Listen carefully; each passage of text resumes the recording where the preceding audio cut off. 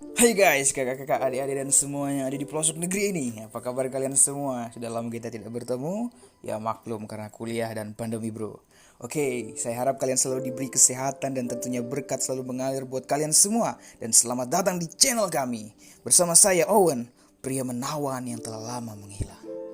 Pada kesempatan kali ini saya akan membawakan alur cerita dari sebuah film yang berjudul Outback pada tahun 2019. Film ini bergenre survival, berceritakan tentang sepasang kekasih yang tersesat dan terjebak di sebuah tempat, dan mereka harus melakukan segala cara untuk bertahan hidup di sana. Bagaimana kisah selengkapnya? Mari kita saksikan bersama.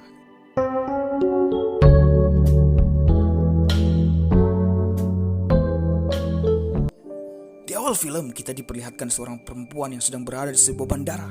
Dia ditemani oleh pacarnya yang bernama Wade untuk pergi berlibur. Namun jika diperhatikan, mereka berdua sepertinya sedang mengalami pertengkaran yang entah apa asal-usulnya, padahal hari ini adalah hari pertama mereka berlibur di Australia. Singkat cerita, mereka pun pergi untuk membegal sebuah mobil. Maksud saya menyewa sebuah mobil. Namun bukannya berbahagia, Wade malah melempar sebuah kotak cincin ke dalam dashboard mobil. Lisa pun berkata, ada baiknya jika cincin itu tersimpan di tempat yang aman. Tetapi tetap saja Wade yang sedang emosi langsung mengatur sebuah GPS yang terdapat di mobil itu dan langsung tancap gas. Selama di Australia, Lisa tidak ingin melewatkan hari dengan sia-sia. Jadi setiap tempat yang bagus langsung dimanfaatkan oleh Lisa untuk berfoto. Objek wisata yang mereka kunjungi pada hari ini adalah sebuah pantai bernama Copacabana. Tanpa berlama-lama, Wade dan Lisa langsung bermain di air di pantai itu. Tapi tak lama Wade malah terkena beberapa sengatan dari ubur-ubur. Dan hal itu membuat paha dari Wade mengalami luka yang cukup serius, yang membuatnya kesulitan untuk berjalan. Lisa yang merasa kurang puas dengan liburannya, melihat foto objek yang bernama Uluru dan berniat ingin ke sana. Kalau yang belum tahu apa itu Uluru, ini dia Uluru.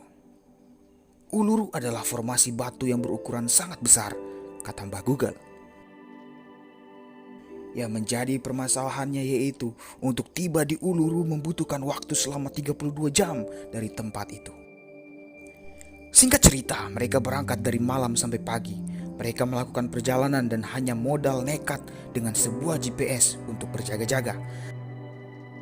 Mereka pun berhenti di salah satu warung yang menjual bensin eceran dan membeli beberapa makanan ringan. Singkat cerita, waktu pun berlalu dan hari pun sudah malam. Mereka memutuskan untuk menginap di salah satu penginapan yang ada di tempat itu. Di sini terlihat sekali Wade masih gelisah dengan masalahnya dan sampai sekarang kita belum tahu masalah apa yang terjadi pada mereka. Keesokan harinya mereka kembali melanjutkan perjalanan. Namun belum sampai di Uluru, Lisa sudah mulai kehilangan sinyal handphonenya karena lokasi yang mereka tuju memang jauh dari jangkauan manusia. Tetapi Wade menjelaskan kalau GPS tidak harus membutuhkan jaringan sinyal karena GPS hanya mengandalkan sinyal satelit untuk menunjukkan sebuah arah yang membuat Lisa sedikit lebih tenang. Namun di tengah perjalanan, masalah mulai muncul di mana GPS yang mereka pakai mengalami routing. Dan mereka baru menyadarinya sekarang dan kemungkinan besar jalan yang mereka tempuh sudah salah. Sampai pada akhirnya mereka berhenti di sebuah jalan yang hanya dipenuhi oleh tanah. Di sini Wade berencana untuk menaiki sebuah bukit dengan harapan dapat melihat di mana posisi jalan raya. Tanpa berlama-lama, mereka berjalan ke bukit itu sambil berbicara mengenai keindahan tempat ini. Berusaha tetap tenang, padahal hati sudah dak-dik-duk-der. Waktu demi waktu tanpa mereka sadari sudah dihabiskan untuk berjalan ke bukit itu. Tapi sayangnya saat sampai di atas bukit itu, mereka sama sekali tidak melihat jalan raya. Jadi momen itu mereka gunakan hanya untuk berfoto-foto saja. Setelah itu mereka kembali menuruni bukit dan berencana untuk istirahat di mobil mereka. Namun kondisi begitu gelap sehingga membuat mereka sulit untuk menemukan jalan menuju mobil mereka. Padahal mereka sudah berusaha untuk mengingat posisi mereka dan yakin betul bahwa mereka sudah benar. Lisa pun tidak mau mengambil resiko untuk berjalan lebih jauh lagi. Cadangan makanan mereka sudah mau habis dan itu pun sudah banyak yang mereka makan. Keesokan harinya, mereka pun bangun dan berencana mencari mobil mereka. Hanya saja kondisi luka dari Wade semakin lama semakin memburuk. Berjam-jam mereka habiskan sambil berjalan kaki hanya untuk mencari mobil. Tetapi tetap saja tidak ada tanda-tanda kehidupan dari mobil mereka. Tidak ada sinyal dan tidak ada jalan yang benar. Tidak ada makanan, tidak ada minuman, dan juga tidak ada harapan membuat mereka semakin frustasi.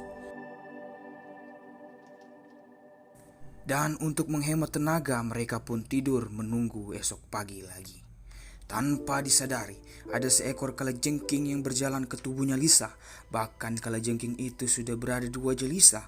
Untungnya tidak terjadi hal yang begitu buruk dan Lisa masih cantik. Kemudian hari kedua pun sudah tiba, tapi anehnya Lisa tidak terbangun lagi dari tidurnya. Wajahnya juga terlihat pucat dan yang membuat Wade semakin panik. Tetapi saking sayangnya Wade kepada Lisa, dia pun menggendongnya walaupun kondisinya sendiri sudah sangat parah. Beberapa waktu kemudian, Wade pun terhenti di sebuah tumpukan tanah dan menemani Lisa di sana, dan mereka pun diam di situ untuk beristirahat. Saat sore hari, tidak sengaja Wade melihat sebuah pesawat yang melintas. Namun pesawat yang melintas tidak menyadari keberadaan Wade di tempat itu. Seketika itu juga Wade berencana untuk mengambil setiap batu yang ada di sekitarnya, lalu menyusunnya membentuk sebuah tanda SOS. Tidak sampai di situ, Wade pun meninggalkan Lisa yang saat itu sedang tidak sadar. Wade pergi dengan tujuan mencari jalan untuk dirinya dan Lisa dan mengambil sebuah ranting untuk menandai jalan. Saat hari menjelang sore, Lisa baru tersadar dengan kepala yang masih pusing. Di sisi lain, Wade yang terus berjalan berhasil menemukan tas milik Lisa dan mengambil botol yang ada tasnya. Dia berencana untuk memanfaatkan botol itu untuk menampung air kencingnya dan dijadikan sebagai minuman pelepas dahaga. Entah gimana rasanya, tapi yang jelas hanya itu caranya untuk bertahan hidup. Setelah itu Wade kembali berjalan sambil membuat garis di tanah. Sedangkan di sisi lain Lisa yang panik karena Wade tidak ada, di situ pun berteriak memanggil Wade, "Wade, Wade, help me!" Dan pada akhirnya Lisa pun pergi meninggalkan tempat itu. Di hari ketiga, Lisa terbangun dan mengalami dehidrasi dan ia pun meminum berbagai cairan dari tumbuhan di sekitarnya meskipun hanya 1-2 tetes.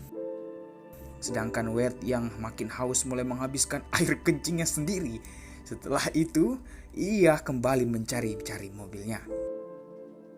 Setelah berjalan cukup jauh tanpa disadari, ia berhasil menemukan mobilnya yang selama ini ia cari. Tapi sayangnya tidak ada yang bisa dikonsumsi di mobil itu. Situasi semakin buruk karena mobilnya tidak bisa hidup sama sekali. Saat itu juga,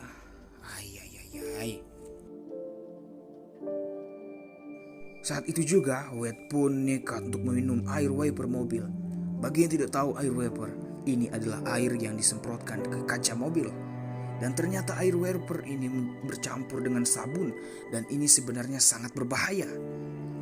Wade nekat meminumnya agar dirinya bisa memproduksi air kencing lagi yang nantinya akan diberikan kepada Lisa. Di hari keempat, Lisa semakin kelaparan. Sampai-sampai dia menjilati batu dan juga mengunyah daun. Sama halnya dengan Wade yang semakin lemas dan berusaha mengumpulkan air kencingnya. Dan di sini terjadi masalah lagi di mana Wade pun mengalami sakit perut dan juga batuk-batuk. Lebih parahnya lagi, Wade mengeluarkan gumpalan darah karena batuknya dan ini adalah hal yang terburuk. Di sisi lain, Lisa yang sudah pasrah melihat sebuah garis dan ya kita tahu itu adalah garis yang dibuat oleh Wade. Lisa pun berjalan mengikuti garis itu sampai akhirnya ia melihat Wade yang sudah terbaring lemah. Sambil menahan rasa sakit, Wade menyuruh Lisa untuk mengikuti garis yang sudah dibuatnya untuk menuju mobil dan Wade pun memberikan air kencing yang sudah dikumpulkannya.